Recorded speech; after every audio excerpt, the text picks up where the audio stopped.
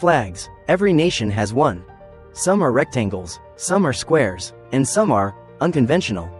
Some, like in Scandinavia, have common symbols like crosses, and some nations in Europe have similar colors. Except for Lithuania, who apparently didn't get the memo. Yet, one color you won't see very often on any of the flags in the world is purple. In fact, only 2 modern flags have the color in them, which raises the obvious question. Why are purple flags so rare? As many of you know, the color purple was the color of royalty and was historically associated with Roman emperors. The reason for this was that purple dye was, to put it mildly, very, very expensive.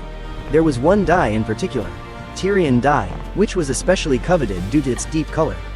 Flags have been around for a very long time, with their use traceable back thousands of years to India, China, and the Roman Empire.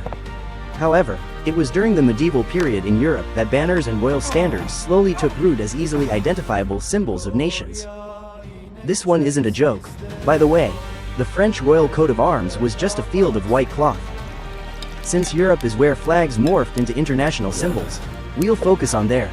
You would expect that kings, given their constant need to one-up each other, would have picked purple for their colors.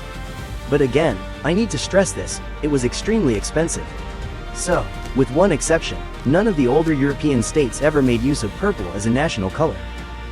Because then they'd have less money to spend on wars. One group that made great use of the color purple was the papacy, and cardinals wore purple robes. Europeans had been trying to make their own purple dye for centuries by simply dyeing red cloth blue. But the results were mixed. The best they could do was this purplish maroon, which was then promptly adopted by the Kingdom of Castilian Leon for their flag. As time went on, Europe's kingdoms became nations, and the national symbols became entrenched. Most of these nations then became empires, and so their own limited range of flags dominated most of the world's heraldry.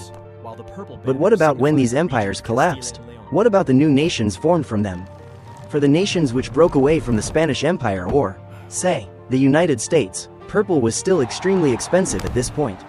In fact, it wasn't until the 1850s that a synthetic purple dye was created.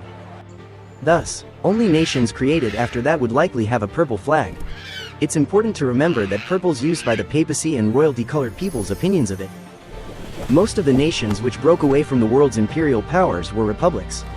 And for them, purple was tainted with association to monarchy and the Catholic Church.